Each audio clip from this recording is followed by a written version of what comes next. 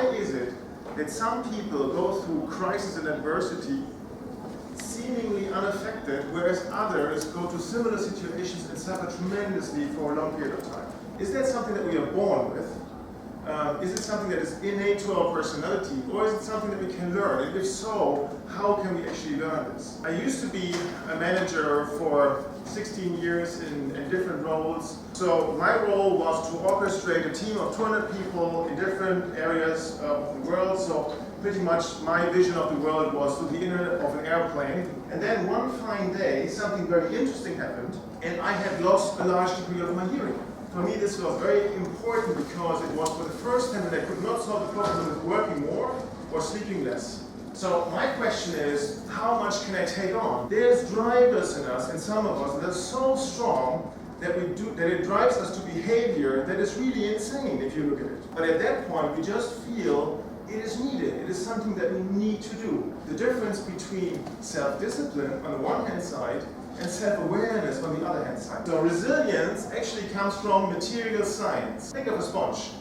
So you can do everything that you like with a sponge. You can twist it, you can throw it on the ground. It will always go back in its original shape.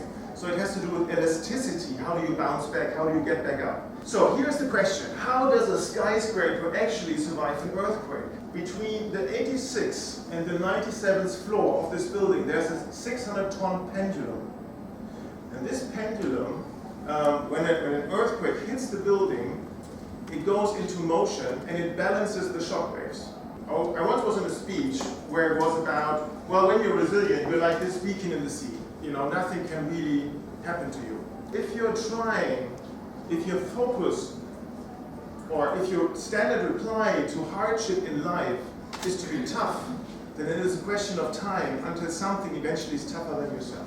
So on the one hand side, obviously self-discipline is very, very important when we talk about resilience. Assuming there's strategies that you can apply to feel better, then it is one thing to know them, but the even more important thing is to do them.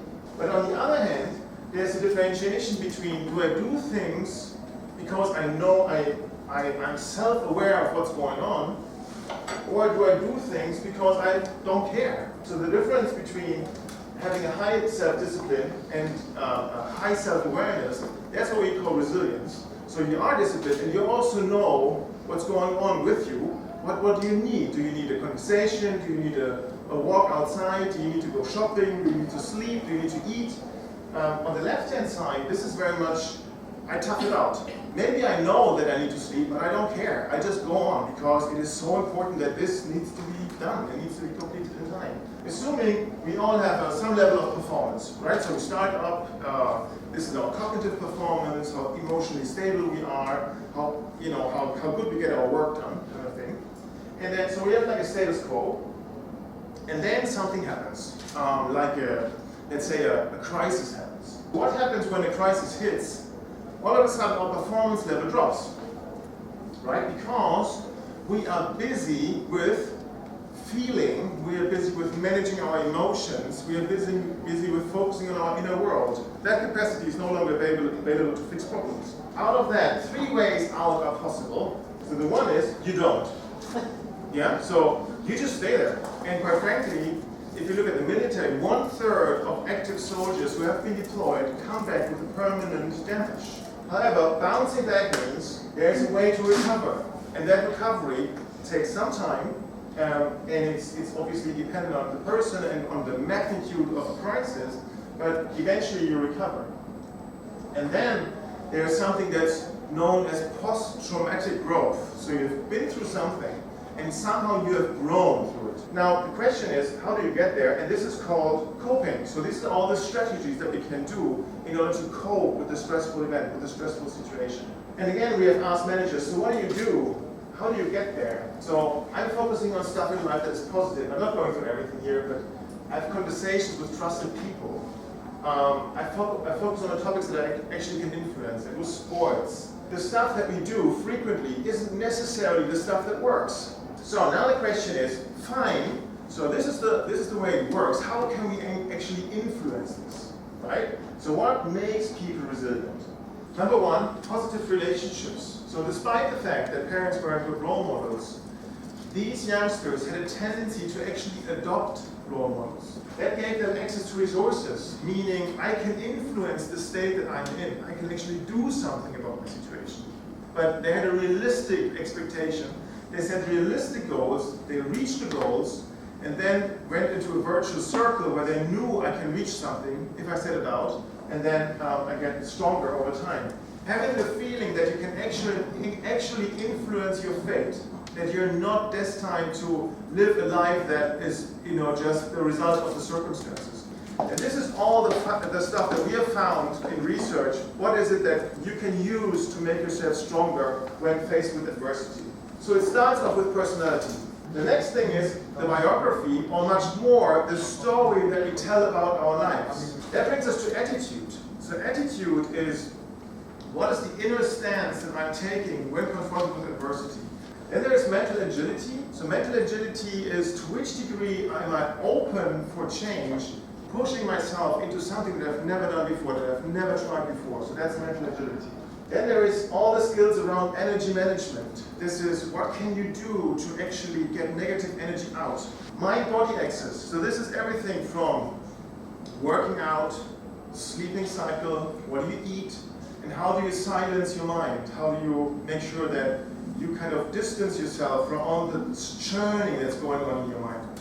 Authentic relationships. So this is all the relationships where you can actually be your true self, where you don't have to show a role, where you don't have to show that, that this is like Lucy entering in the building and saying, okay, here I am, so, it's a good day and I have everything under control. To which degree can you also show your vulnerability? And then there is meaning, which is what drives you forward. So believing that something is working makes all the difference. How can you actually influence this attitude? How can you make sure that you have a positive attitude? How it all fits together. So think about a sailing ship. So a sailing ship has the keel. And think of it as the personality. This is our edges. This is what makes us special. This is what makes us unique. Then we have the seabed. This is our biography. This is all the stuff that we've been through. Positive stuff, not so positive stuff, the learnings, the life decisions. And there might be situations where there's a rock underneath the sea and there's a keel, and they may hit at one time. And then we're reminded of something in our past and it doesn't feel well. Then there are stressors. This is like job stress, this is crisis, this is stuff that's going wrong. And then we have our dysfunctional beliefs, our inner critics saying, I'm not good enough. If I'm not working like hell, I will not be loved, I will not be seen, I will not be heard, right? And this drives us, and it takes in water into the boat. Then we have our resources, luckily. This is all the stuff that we do where we can pump the water out of the boat. But the only thing, it only works if we actually do it. Then we have our mental agility. This is the radar going on all the time. What's new? What is to come? How can I prepare myself? Then we have our relationships. Those are the people that like us for what we am, not for what role we have or for what money we make. They carry us through, so we need to nurture these relationships. Meaning, this is why we are doing it. Is it for my kids? Is it for my family? Is it for, something larger than that? And then, without health, it's nothing. If you don't have the access, the mass, to get the energy from what you actually want to achieve into motion, then it's nothing, right? So take care of your body, make sure that it is maintained well. And then there's also something that I've not been talking about, which is the resilience field, which is the environment that you're working in. And so this is the delta. So resilience is really the delta. So it is a dynamic function. So that means also we cannot say we are resilient. It is something that, it's a result of all of that, and we just need to make sure that we do it well. Thank you very much for your attention. Thank you.